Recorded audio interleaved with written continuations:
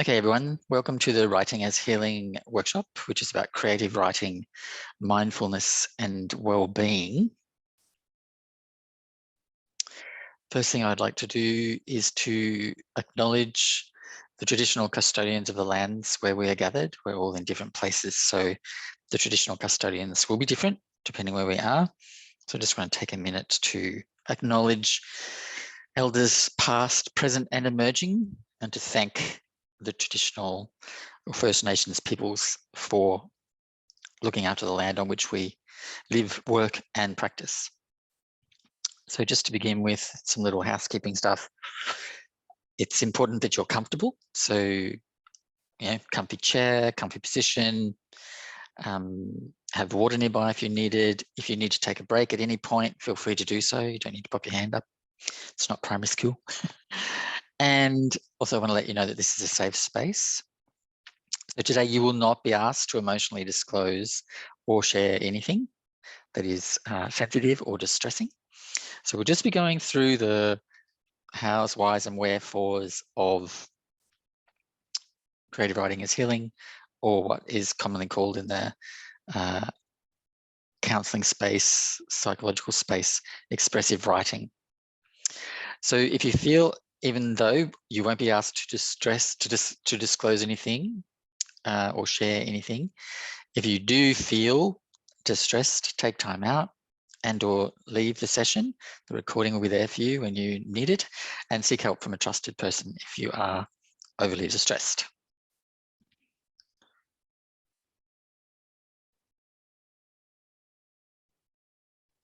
Okay, so you are likely here because you want to learn how to cope with anxiety, fear, anger, sadness, or grief, loss, any of those, what we call disturbing emotions that unbalance our equilibrium. You may be interested in writing as a therapeutic tool. I assume you are, that's why you're here. You may also be interested in mindfulness as a sort of sidebar, which research shows is very helpful with disturbing emotions and anxiety in particular. And you may also have a creative side and want to bring all these things together. Tools for coping with disturbing emotions, tools with dealing with loss, grief, sadness, and expressing your creativity. There's probably a lot more about you, but those are the pertinent things for today. So me, I'm Pema Düddul, that's my face. I'm Associate Chaplain with USQ's Multi-Faith Service. I'm just saying that because the chaplaincy role includes some counselling and support kind of tasks and activities. I have a diploma in transpersonal counselling, recently acquired. I am Associate Professor in Writing, Editing and Publishing, and have a PhD and a Master's in Creative Writing. I'm a mindfulness and meditation instructor. I've been teaching mindfulness and meditation since 2007.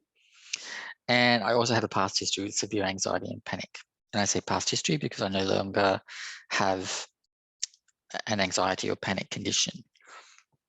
Thank goodness. But I do understand what it's like because I lived with it for many years. Okay, so let's go into what we're doing today. The way today will be set up, I'll be talking about the theory side or the content, and then I'll talk about how to actually do mindful writing, and then we will have some time to actually do a writing exercise. So we'll set aside 10 minutes to do that, maybe a little more, depending how we're going. And then we'll do a bit of a debrief that will include a little bit of a relaxation meditation, and then we'll wind up for the day. Okay, so as you can see there, the benefits are significant for writing, expressive writing or mindful writing. On one side of the screen, there's the well-being benefits, and on the other side, the health benefits. There are probably more health benefits, but I only wanted to list the things that had significant research behind them. So all of these things have quite a bit of research behind them. So on the well-being side, mindful writing helps us to process our difficult or traumatic experiences. It helps to reduce stress and anxiety, helps us deal with grief and loss, helps us to increase creativity and productivity, helps us to gain greater focus and clarity, helps us to envision a way forward out of difficult situations, and helps increase our overall well-being. So a general sense of how we are with ourselves and how we are with the world. On the health side, there's strong evidence, very strong evidence, that expressive or mindful writing helps lower blood pressure, helps strengthen our immune system quite significantly, actually. There's research backing that up going back to the 1980s, helps improve physical healing after surgery or injuries. So there's also quite strong evidence that those who engage in expressive or mindful writing actually physically heal faster than those who do not. So they did a study some time ago where they mapped the healing of wounds in a group of study participants. And those who were doing expressive or mindful writing, their wounds healed much more quickly than those who were not doing the writing. It also has been shown to help improve sleep. The reason why is quite obvious. We just feel better about ourselves when we do this. It helps us to let go, release anxiety and stress. That naturally improves sleep. But there are probably also factors there around the immune response. So if you have a triggered immune response, your sleep is not going to be as good as if you have a relaxed immune response. We know that when we're immune challenged with like a virus or something like that, that our sleep suffers. It also has been shown to reduce the risk of Alzheimer's and dementia. Now, reading and writing in general has been shown to reduce a risk of Alzheimer's and dementia, but this kind of writing in particular, there's a strong correlation between a reduced risk of Alzheimer's and dementia for those who do expressive or mindful writing. So those are just some of the benefits. I only listed the ones that had quite a strong level of evidence, but there are a bunch of others listed in the literature that I haven't included on this list because I would say that the evidence is moderate for those other things. But these are the things that have strong evidence. So in terms of the evidence, what is that evidence? So the relationship between expressive writing and healing was first studied in the 1980s, as I've already said. First by Dr. James Pennebaker, who's a bit kind of like a mindful writing guru, although at that time it was called expressive writing. Since then, more than 200 research studies have been done around how mindful or expressive writing helps with trauma, with anxiety, depression, with creativity, with immunity, with healing after surgery and injury, all these sorts of things. If you want, I can provide you with a bibliography of those research studies so that you can check for yourself. I think that's a good idea. If we're going to do something that is about our well-being, and our well-being is perhaps the most important thing in our lives, then it's good to have a sense of trust and confidence in that. So at the end of today, I'll provide my email and you can email me and I can send you the bibliography. I didn't really want to go through it here because it would take quite a bit of time to go through all the various studies and what they said and didn't say about how it benefits. So I've sort of just summarized it. But the main thing is to understand that it's not just well-being that expressive or creative writing benefits, it's also physical health. So interestingly, some recent neuroscience shows that writing is the only activity that activates multiple parts of the brain all at once simultaneously. And those parts of the brain deal with language, reflection, insight, and intuition, the processing of emotions, and the storing, making, and retrieving and understanding of memories. So you can see that writing, it turns on all these parts of the brain that are really important in dealing with disturbing emotions, anxiety, panic, also with trauma, and that have a lasting impact on how we actually see ourselves and see the world. So you can see that just by writing, you're turning all these parts of the brain on, and then the kind of writing that you do will create benefits. So a reflective, emotions-oriented, details-oriented kind of a writing will enable more processing, more connections between memory, feeling, emotions, reactions, responses, insight. All these things will become connected. Connections will be created as we do the writing between those things, and the more connections there are between us in terms of like physical neurons, it's real stuff. It's not like emotional connection, it's physical connection through neurons. The more connections there are between those parts of the brain, the more sort of effective we are at dealing with emotion, dealing with trauma, dealing with loss, dealing with grief, being creative, like creating, like putting in place those neurons, those connections or pathways. It really opens up our creativity, because creativity is nothing more than a kind of a deft relationship between memory, experience, sensations, thoughts, images, impressions. So it really does help with creativity as well. Okay, so I want to just talk a little bit about the context for writing as healing.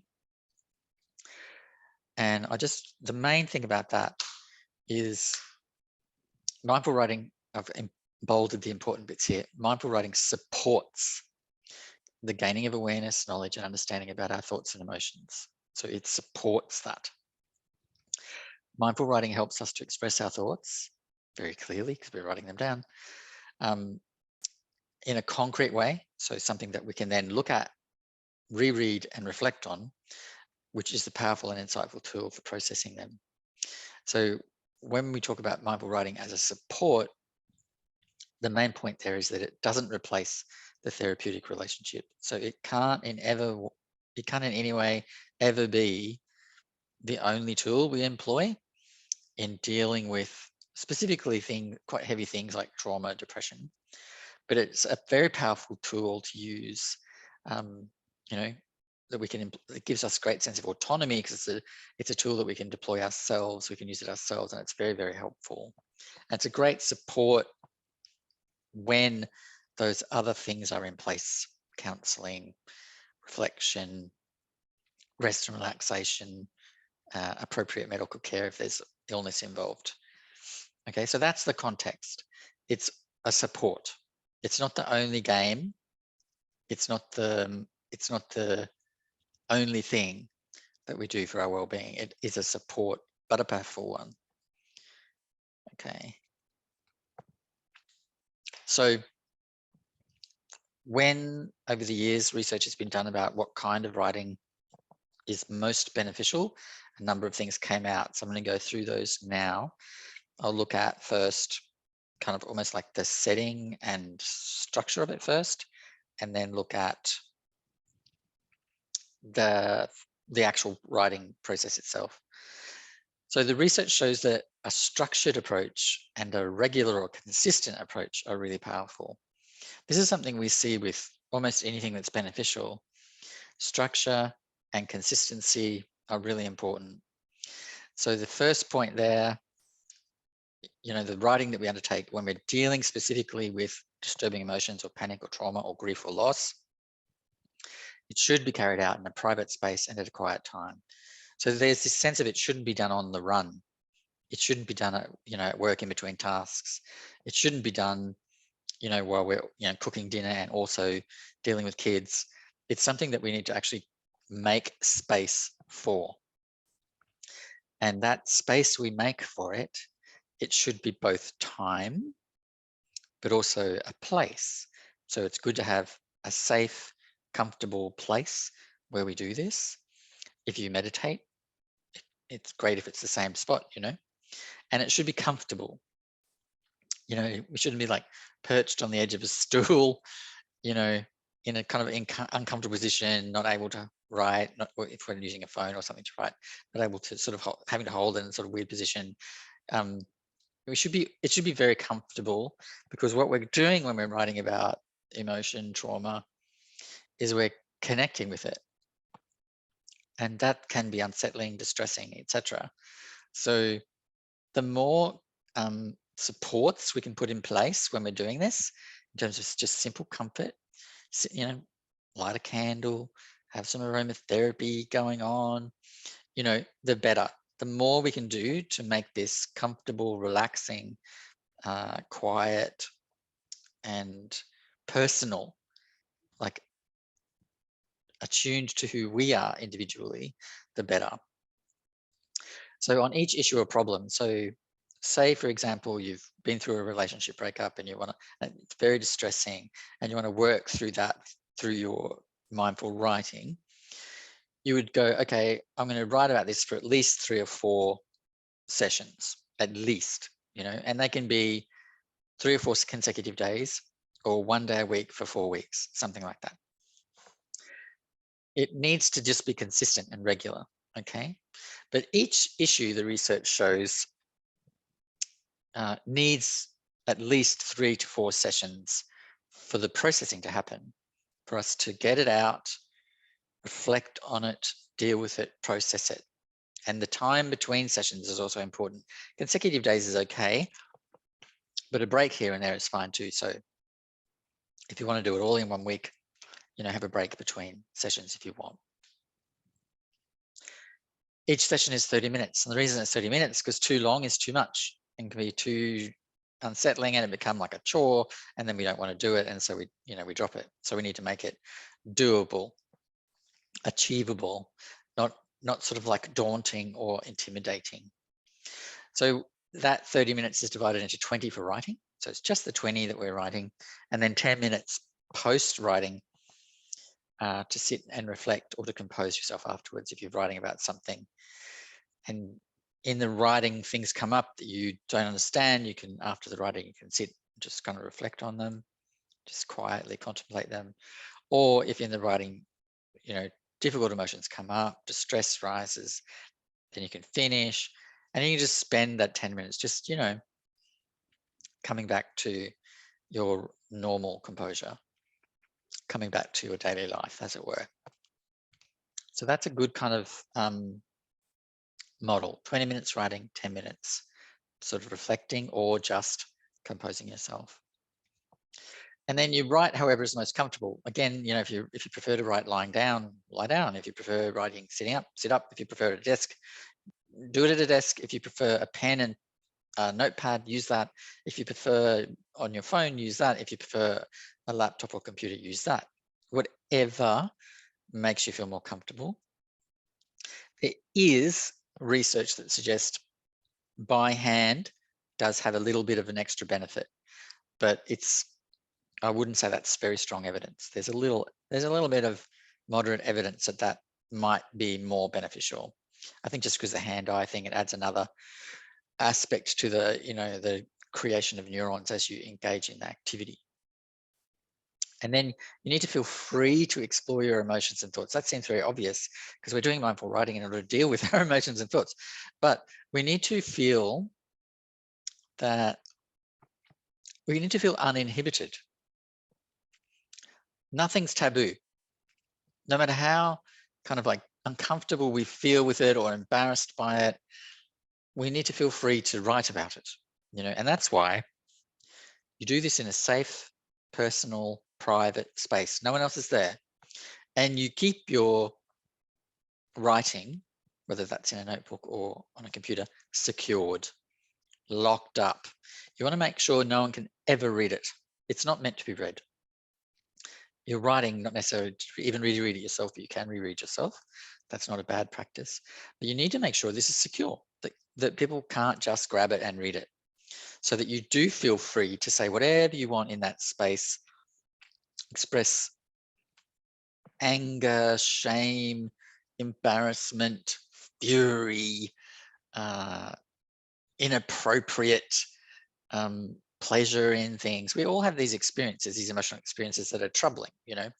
Sometimes we laugh in really distressing situations because that's just the way our mind reacts to things. So feel free to express all of that stuff in your writing.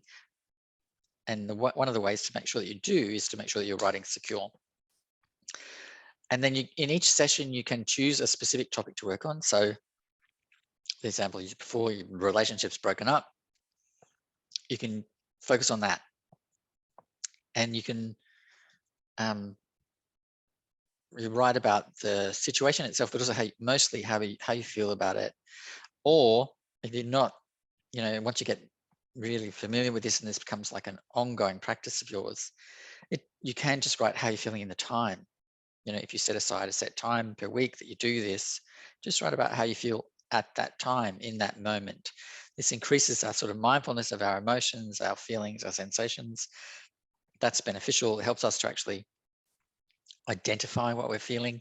Quite often we can't identify what we're feeling because we're not really mindful of what's happening for us. We're not really mindful of what's passing through the mind, and we're not really mindful of like the sensations we're feeling. We might think, oh, I feel a bit, but we're not sure why, you know. So this sort of practice will help us to be clear about why we're feeling what we're feeling and what we're thinking about. It's actually very good for giving clarity about how we feel. People who are neurodivergent, so people who on the autism spectrum or who have ADD or other neurodivergent characteristics, they often find, like not all, but some find it difficult to identify their emotion. What is this emotion I'm feeling? And that's not unique to people who are neurodivergent. It's actually quite a common trait in human beings in general. We can often feel very, very sad, but when we write and reflect and sit with that emotion, what becomes clear is that we're masking something else. We're more comfortable with sadness, so we're using sadness to mask anger, say. I'm using that example because many people feel very uncomfortable with their anger, and so they mask it with sadness or something like that. Other people are very uncomfortable with their sadness and they mask it with anger. So they feel very angry all the time, but then when they sit with the anger, what's underneath is fear and then sadness or just melancholy, despair. So often we're doing this masking behavior. We feel the thing that's easier for us as individuals to feel, but underneath is an emotion that we're very uncomfortable with. And this will help us identify, oh, that's what that emotion is. We can't be free of that emotion, the negative impact of that emotion, until we know what it is. This process really helps with that. So for example, if you've broken up with your partner and you're feeling really sad, as you write about it, you might discover, hang on a minute, I'm not sad, I am furious. Or the reverse might be true. You might be furious, but then discover, oh, I feel afraid. The real emotion here is fear. So this is really helpful because then once you really connect with that actual feeling, then you write about that. So it's a bit like peeling an onion. This emotion reveals that one, then you write, then that reveals something else. And then you kind of move through these things until you feel okay. You feel, you feel okay. You feel accepting of what's happened. But more than that, you feel unburdened and free of that particular, set of emotions and reactions. So the main thing about this kind of writing is it's not writing for reading. So we don't need to worry about spelling or grammar or even coherence. We should feel free to just jump from idea to idea, whatever comes in the mind. We just write that down, We don't necessarily have to track it, make it logical or coherent, or even stick on topic. Because as I said, we're choosing something to talk about, like write about our breakup, our emotional breakup with our partner. But all kinds of other things might in our minds be linked with that. And so they will come up. All kinds of things will come up. So you just write, sorry, that's the person who was trying to get in, who wasn't able to get in.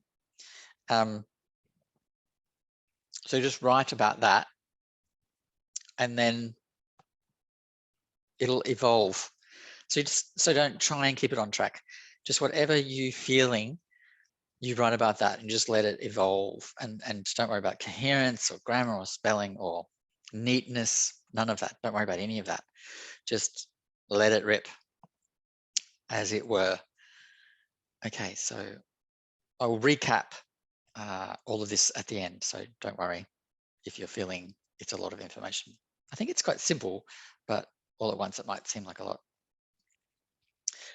So what to write about? So there's two kind of parts to this. So when we talk about mindful writing or expressive writing for healing, we're writing about specific things. We're not writing about, we're not creating a narrative that is entertaining. It's not meant to entertain. We're writing about a specific experience, such as the end of a relationship, loss of a loved one, an illness, or unexpected and distressing change in our circumstances. So experiences are our focus, or specific thoughts that you're having about an experience, situation, emotion, or psychological state.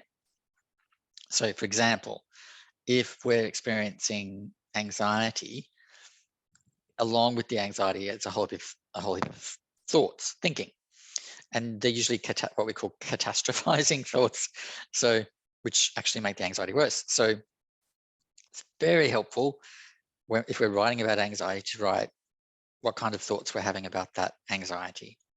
So again, we might set this as our task at the beginning. Okay, I'm going to write about anxiety. I'm going to write about the thoughts that I have when I'm anxious. But it will evolve, so don't try and control it and direct it.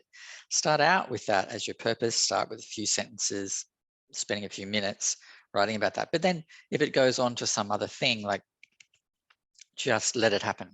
Just let it go where it wants to go. Then you can also talk about specific emotional state. So not necessarily the thoughts around that, but the emotion itself: sadness, jealousy, envy, anger. You can write about those emotions and our experience with them. Are they common experiences for us? Are they uncommon? And that's why it's unsettling. How do we feel? How does it feel to be angry? What thoughts are associated with anger? What sensations are associated with anger? What images and impressions pass through the mind when we're angry? How do we look? What's our body posture like? So you can explore that through your writing as well. And then finally, physical sensations. So sometimes we're so good at masking our emotions or putting a lid on them that all we really know is that we don't feel great.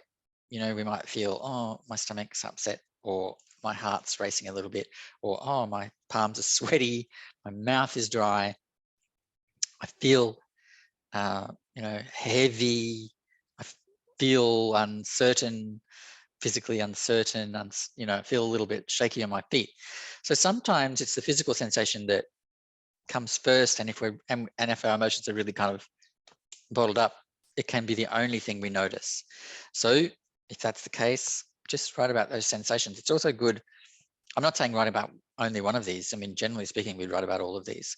So, but you can start with any one of these. So if you have, for example, a lot of people who have anxiety, they have a racing heartbeat, or they have sweaty palms, or they feel funny in the stomach. So you can write about how that feels and what you think about that sensation. So for example, it's very common for people who have anxiety, when their heart's racing, for them to think, oh, there's something wrong with my heart, so you can write about those thoughts, like, what are you thinking about that physical sensation? And then what does that thought do to the sensation? Does it make it worse? Does it cause other sensations? Does it, what does it do? So the idea is here to make sure we're looking at these things: our experiences, our thoughts, our emotions, the sensations, and how they're all linked, and how one flows to the other, and not necessarily in any particular order. It can be any particular order at all. So the idea is to sort of start in a particular place with what's strong. So if we've got a very strong, persistent thought, start there. And then how does that feel in the body? What kind of associated thoughts are with that thought? What kind of images are there? Right through. When we say thoughts, I also mean images and impressions that pass through the mind. So it doesn't have to be like a strong verbal thought. It can be a feeling of overwhelm. Feeling of overwhelm is not really an emotion. It can be a feeling of dread. Again, not really an emotion. But so it's kind of a thought and an emotion fused. These things are interesting feelings. So map all this stuff, not in a sort of, I'm mapping this precisely and chronologically. Just talk about these things in your writing. Let the writing flow where it wants to go, but make sure that, as a general practice or habit, we make sure that we, from time to time, we look at experiences, we look at thoughts, we look at emotion, and we look at sensations. So we don't leave any of these things out of our writing. Okay. So this is part 2 about what to write about. So this is not a prescriptive thing. I'm not saying this is absolutely what you have to do every single time. I'm just saying these are good ways to start, you know, and this is a good kind of a model, but you'll find your own way of doing it. All of you, I'm sure, have your own history with dealing with your emotions and have probably read quite a bit about this, and or might be, you know, working in this space, working in the well-being space. So you'll have your own take on this. I'm just giving you some tips, some pointers. So start by describing what experience or emotion you're writing about. So, you know, you can just write, it doesn't have to be a sentence even, just write anger and off you go. You know, today I'm writing about my broken relationship. Today I'm writing about how I was bullied as a child. Today I am writing about the way I feel about my boss, my sibling, my parent, my child, any one of those things. You can choose a specific experience that you had, like my boss. Today I'm writing about the fact that my boss was yelling at me at work today, and then how that makes me feel. I say, so a really important thing, provide as much detail as possible. And I'm not talking about setting. It was a sunny day in beautiful Brisbane. No, the detail is how you felt. What was the tone of it? What was it saying to you? How were you reacting? What did it make you think and feel and do? That emotional content is what we want. We don't really care, you know, if it was an experience with a person. We don't care what they were wearing at all. We don't care how they look. We don't care even if they're male, female, non-binary. We don't care. All we really want to know, basically what happened, just basically what happened, and how did that make you feel? What's the content of this? What's the emotional content of this? And give detail. And then, so the next one there, go deeper by exploring how you're feeling. So what thoughts, emotions, sensations, images, and impressions are in your mind when you think of certain memories or experiences. So it could be from the past or from, you know, it's going to be from the past because everything from this perspective is in the past. So even if, but if it was an hour ago or a week ago or a month ago or 10 years ago, you know, it's in the past. So when at the time, you want to sort of try and think, what was going on in my mind? How was I feeling? What images and thoughts were going through my mind? And then when you're writing, again, what are you feeling while you're writing? What thoughts and images are passing through? What sensations, what physical experiences are you having while you're revisiting it through your writing? And then you want to try and answer this question: how are specific thoughts, emotions, or memories affecting you? And that word's really affecting is really important. So what's the emotional, physical impact on you of these thoughts, emotions, and memories? What's the impact, you know? And then again, provide as much detail as possible. You know, what are the thoughts? What are the feelings? What are the sensations? How kind of bad is it? You know, it's a good idea sometimes to rate how bad you feel about a thing. Like, I have a level 4 anxiety about this. You know, another day you might have a level 10 anxiety about it. So it's a good idea to give it a bit of a rating too, just to give a sense of like, okay, this was an intense thing that I'm talking about here, or it was, you know, a moderate thing, but I still want to work with it. So then explore why you're exploring it in the first place. So explore why you're exploring. So what do you hope to gain by exploring and writing about it? So this is often good to do at the end. You know, once you've kind of described the situation, event, memory, thought, emotion, and then gone deep with what are the physical sensations, what are the associated thoughts, what are the images, what am I projecting here about what's going to happen to me? Then you go into, okay, so why am I writing about it? What do I hope to gain by doing this? And that brings you back to why you sat down in the first place, which is I'm working through this. I am processing this. I want to be free of the negative impact of this, you know? So, and in writing that down, you, in a way, you kind of change the narrative. So you go from focusing completely on all of the things that have happened and all of the kind of negative emotions and feelings and stuff to, oh, actually, I'm reframing this. You know, this is about healing. What I'm writing here is healing. It's a process of healing. So that's really important. And again, provide as much detail as possible. You know, why are you writing about it? What do you hope to achieve through writing? What do you wish for in your emotional journey? It's really kind of important to get that, to write that down. Okay, so I'm just going to take a slight retro detour here to talk about for a little while what being mindful means. So some of you will probably heard about it, of course. All of you will have heard about it. Some of you will have engaged with mindfulness as a practice before. Some of you may meditate, some of you may read about this kind of stuff, and so you might know quite a bit. But what I want to do is just give you a very simple, very basic kind of a definition, which is mindfulness means to be as present in the now as possible. Okay, so a lot of times when we talk about mindfulness, we think people talk about being mindful of our body, knowing how our body's feeling, knowing all the sensations in the body. So that's like mindfulness on speed. What we need for this kind of practice is just a general relaxed mindfulness, which is just to be present, simple, just to be in the now as much as possible. And it needs to be quite gentle, quite relaxed. We don't want to be really forceful about, don't think about this, don't think about that. What's going on with my knee?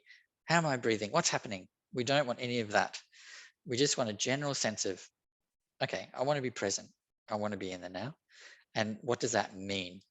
It means not recalling the past too much. Obviously, though, in your writing, you are. That's exactly what you're doing.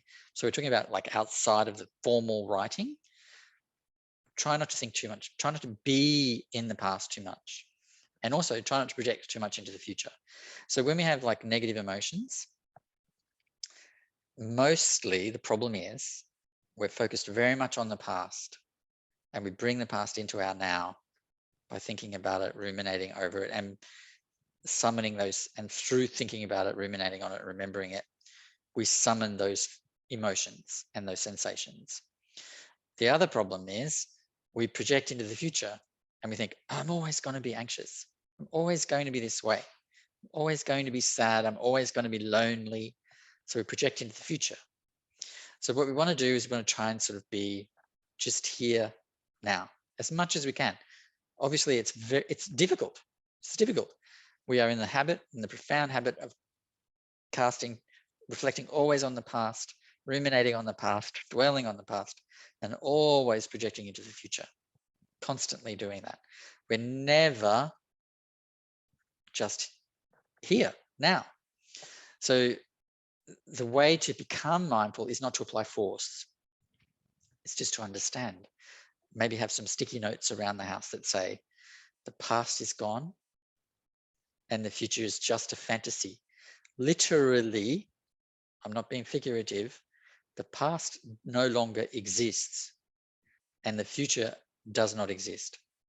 All that we have, all that is actually real is the now.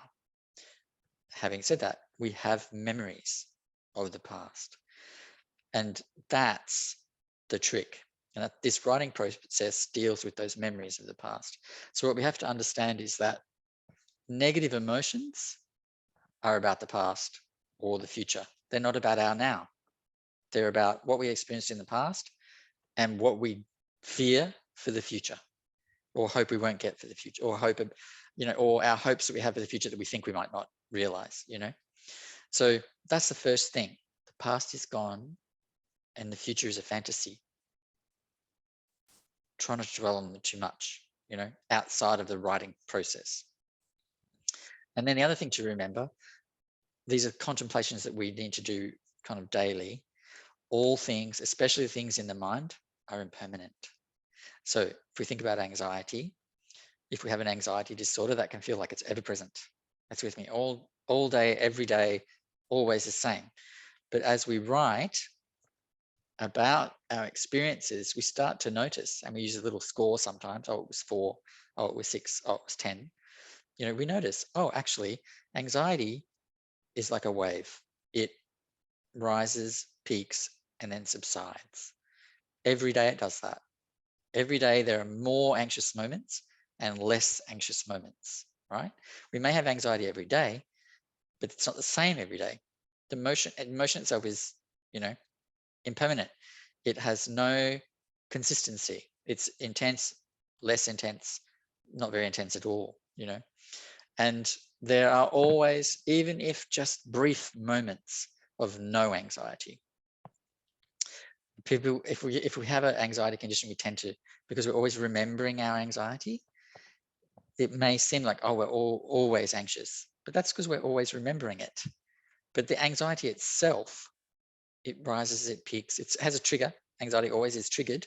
It doesn't abide inside us. It has an external trigger. An external trigger can be a memory. Memory is not part of us, of ourself. It's like a attribute that's floating around there. But it's triggered by something, and then it rises and it peaks and then it settles, you know, it goes away. And anyone who has anxiety will know the experience of huge relief when the anxiety settles down. It's like, oh, thank God, you know, it's finally eased off. So if you have anxiety about particular things like flying, being on buses, pink umbrellas, you know, as soon as the pink umbrella is gone, whew, oh, thank goodness, there's this relief moment.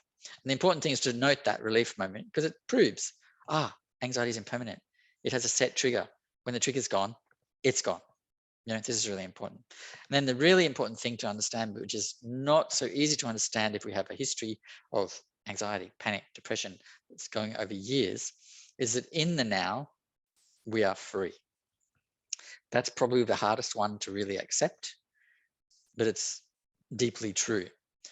If we are not ruminating on the past, not allowing the past to infect our present, and we are not thinking about the future, worrying about what happened, what might happen, what we might not get, you know, hoping to get stuff, hope to get stuff that we may never get, you know.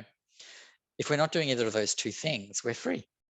If we're just in the now, we are quite free. I'm talking here about emotional freedom. I'm not talking about poverty, obviously. I'm not talking about chronic pain. I'm not talking about tuberculosis. I'm talking about our emotional state. We're free of disturbing emotions in the now. You know, they're about the past and the future. So these contemplations are good to do each day. You can write them in your writing journal, like on the first page, and just review them. You know, each day. It doesn't have to be necessarily before you start writing, but it's good to review them. I have in our house, we have these sticky notes all over the house. The past is gone. Future is a fantasy. All over the place. They're useful reminders. So just to summarize, our mindfulness, the kind of mindfulness we're wanting to apply here, is very relaxed and gentle. And it's mainly about reminding ourselves gently each day, past is gone, future is a fantasy that, you know, there's no point engaging with it. Everything's impermanent, especially the things in the mind, thoughts, feelings, emotions, deeply impermanent. And in the now, because of those two things, we're actually quite free. If we can just get into the now, you know, and this writing process will help us do that. But so will these little reminders. All right. So now I want to talk about, just really briefly, meditation.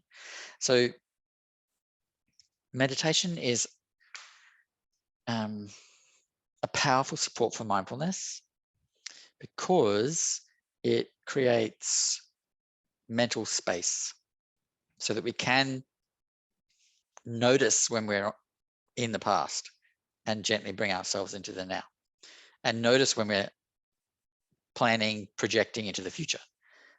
And then because we've noticed, we bring ourselves back. So meditation gives us mental space. So after meditating daily for about 3 months, most people will have a few seconds more mental space. That's a few seconds between each thought, each emotion, each feeling, each sensation.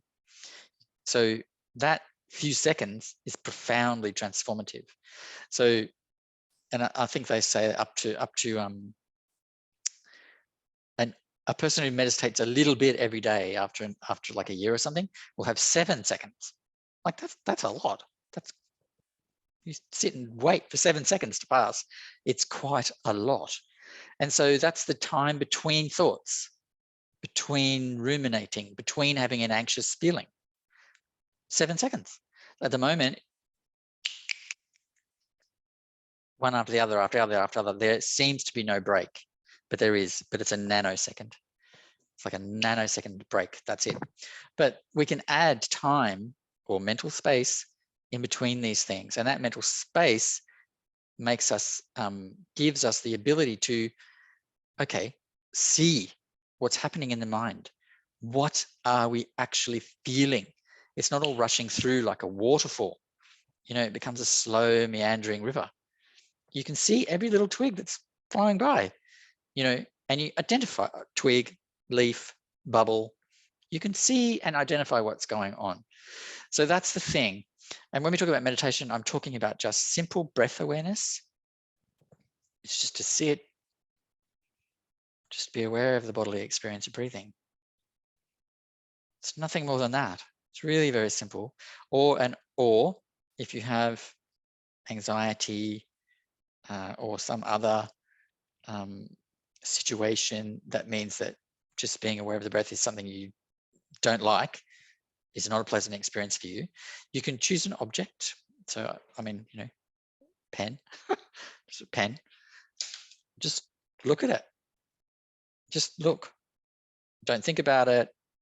When a thought comes into the mind, just go, let the thought come, let it go, because it will do that of its own accord. You don't need to intervene. Thoughts, emotions, and sensations all dissipate of their own accord. We don't need to do anything. So we just look at the pen. If a thought pops in, just let it go, and just go back to looking at the pen. Our attention is just on the pen very gently. It's really simple. You can use something nicer than a pen if you like. Crystal, flower, nice picture, you know, or you can look out at the sky or a view. It doesn't really matter what you're looking at all. You just spend a few minutes looking, just gently with your awareness on that. And if thoughts and emotions come, physical sensations like your knee hurts, it's go, but then just go back to looking, gently looking, you know, or just being gently aware of the breathing. Just a few minutes, it's really fine. And then we build over time. So that kind of simple breath awareness, or just awareness of an object like a pen or a crystal or a flower or whatever, it increases that space in the mind, which gives us clarity. And then when we're writing and reflecting about things, there's much more clarity. We actually, it becomes less like it's constant jumble of like thoughts and feelings all over the place, and becomes like a more clear stream. We go, I am not angry. I'm actually deeply sad. You know, when that person said that, I didn't feel that. I felt this. You know, it's very illuminating, and there's much more clarity in it. And, you know, we can say things like, you know, I am lost. I feel lost. But what does that mean? What does that really mean? This gives us clarity around what that means. What is that feeling? What is it about? Quite powerful. So I would suggest to everyone, I'm not saying, you know, you must do this, and you don't necessarily want to do it like immediately before or immediately after your mindful writing, because that might not be helpful. But at some point in your day, and this is fully up to you, whether you do it after your mindful writing or at some other time in the day, you will know when it's helpful to do it. You just take a few minutes, you know, just a few minutes. Even if you're, for example, you go for a walk every day, walking the dog, or just going for a walk every day, you can just choose, okay, for the next minute or the next 2 minutes, I'm just going to pay attention to my movement, how I'm walking, the breeze on my skin, what's happening. Just place your awareness fairly gently on your movement. You know, it's very simple. It doesn't have to be a big, dramatic, time-consuming thing, but it's very beneficial, and it ties in with the writing as healing process very, very profoundly. Just trying to keep track of the time here. Okay. So now we're going to take 10 minutes out. So I think we'll have a short, so we'll do like 10 minutes or so of writing. I know I said 20 minutes is best, but we're just starting. So we'll just do 10, but also tack on a few minutes for, like, you know, bathroom visit, having some water, stretching and getting comfortable. So we'll make it like a total of like 15 minutes. So this is the writing prompt. So I'll leave it on the screen for you to read through, but I'll go through it and give you sort of some examples. So I want you, so as I said, this is not about, because we're here in a group and this is new to us. We want to start with something that's not going to throw up a huge amount of distress, because we want to start in a way that's, you know, going to encourage us to keep going. If we start with something really difficult right off the bat, we're going to feel very, you know, shocked, and we're not going to want to do it. So my general thing with this is start with something that's resolved, then move on to something that's not so huge, you know, some minor irritation or something that you're feeling, and then work to the bigger things, the more distressing, disturbing things. But of course, when you start writing, it will take over, and it might just go straight to the deepest thing, you know, and don't try and put a lid on it. Just let it be what it is. So, but for today, our writing prompt for today is recall a challenging event in your life that is now resolved. So something that you've recovered from, something that's over, that's fixed. Something difficult, right? So not something that was like just minor, but something that was a bit difficult. And then, so you want to write down what that was, and in terms of what happened. Okay, what was it? And then the big one, how did you feel at the time? So cast your mind back and think, what were the feelings I was having? And then once you get a handle on the feeling that you were having, the emotion you were having, then ask yourself, okay, what kind of thoughts and sensations were attending that emotion? So as an example, if you want to talk about, again, the relationship breakup, because we've all been there, you know, what were you feeling? Abandoned, feeling betrayed, feeling adrift, lost, whatever we can think of, you know, and then think, okay, so what sort of sensations were accompanying that? What kind of thoughts were I having? Like, was I thinking, I'll never find another partner again, or I just can't have relationships, they're just too hard? What kind of thoughts are we having? And then think about what you did at the time to work through it. Now, we may not have worked through it at all. We might have just put a lid on it, ignored it, waited for it to go away. That's okay. You just write that down. Just write down what you did. I just ignored it. I just waited for it to go away. Whatever happened at the time, you don't make something up, you know, just write down what happened at the time. If you did apply any kind of strategies, were they successful?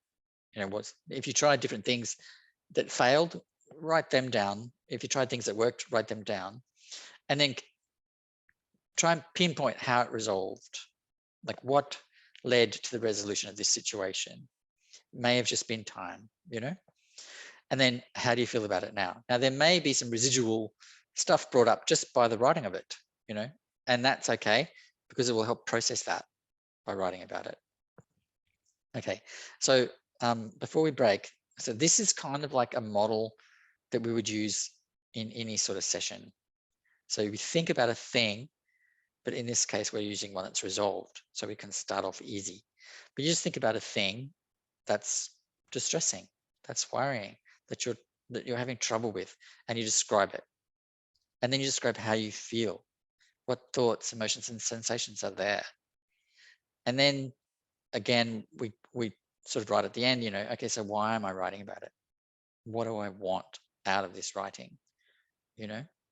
So, but we don't turn to the what do I want out of this writing until we've really in detail talked about how we're feeling in our bodies, in our mind, emotionally, what impact it's having on us, what we're thinking about it, how we're feeling about our future, our past. We need to write that through, and then we go, okay, so why am I writing about this? And we'll know when it's right to start writing about what we want, about why we're writing about it. It'll just feel right to turn to that. Okay, so by my time, it is 4:02.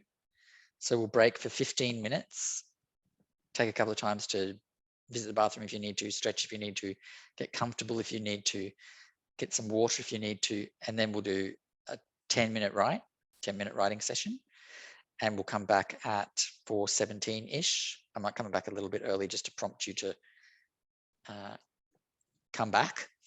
And then I'll let you ask some questions if you want to, and then we'll close for the day. All right, so I'm going to pause the recording while we're doing our writing, but I will be here if you need me. So,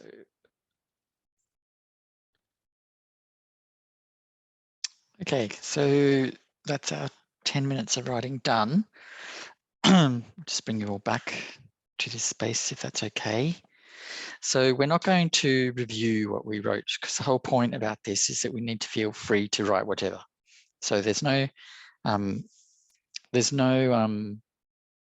need and no benefit in sharing this kind of writing, unless you want to write a novel and use this process to write your novel. That's fine too.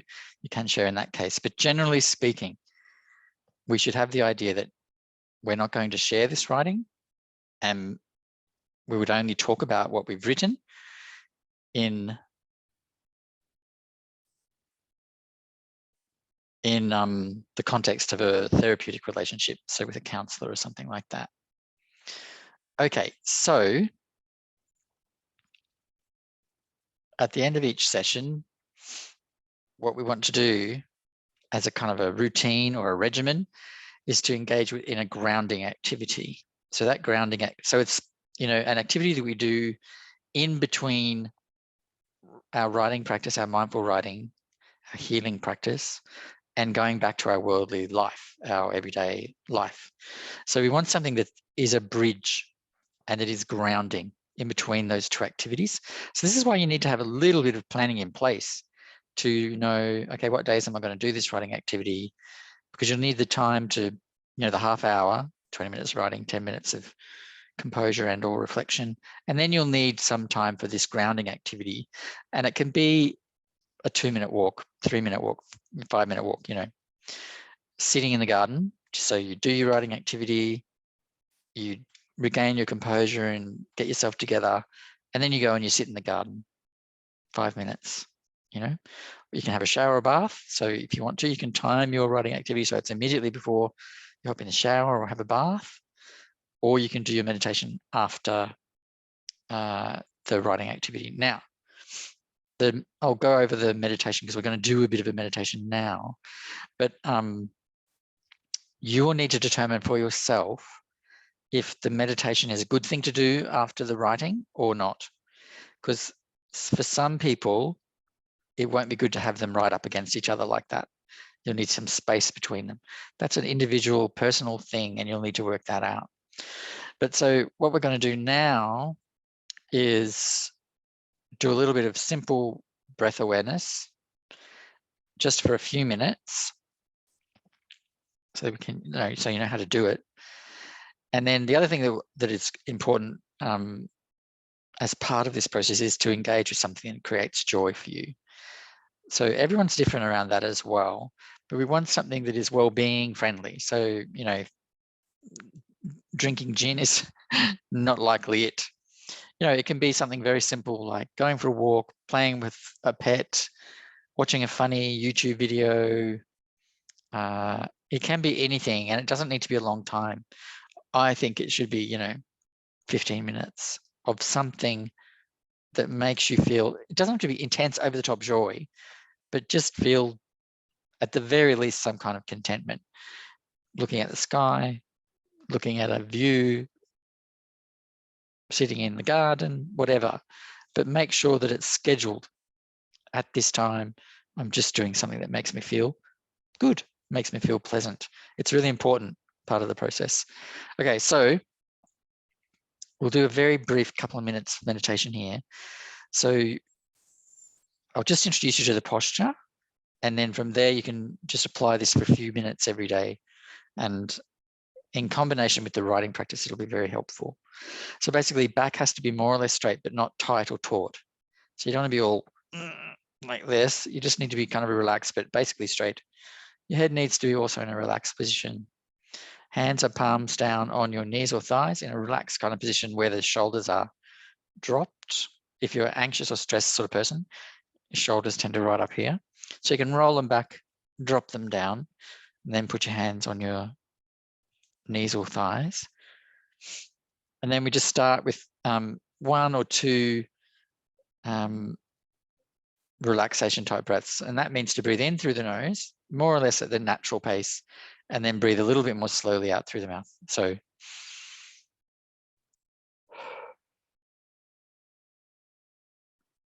as you breathe out, you just let go of all tension. Let the body completely relax. Very simple, just in through the nose, out through the mouth. Just let go, relax. And then we just place our awareness very gently on the whole experience of breathing. Just be aware of the breathing.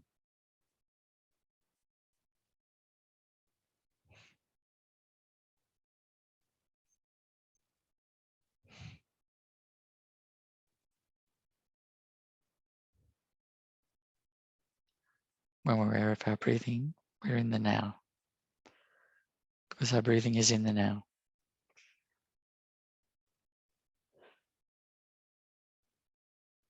So if thoughts come, just let them come, but then let them go. They will come and go of their own accord.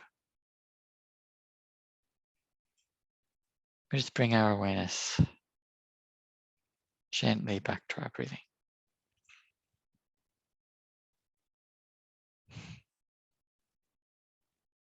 If awareness on the breath is not right for you or doesn't feel comfortable, you can just open your eyes and look at something.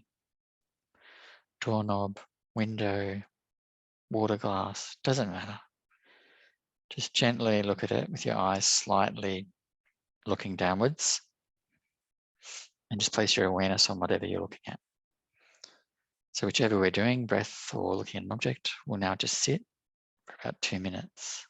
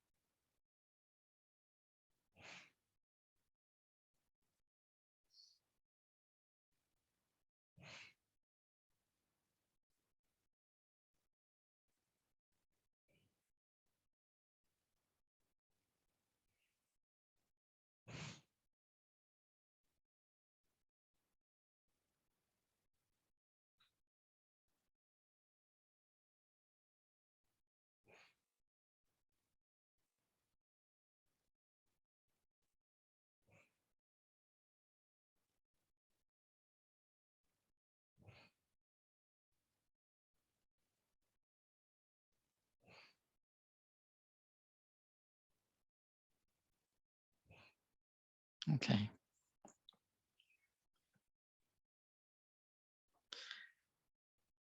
Now we just come back to our ordinary mind.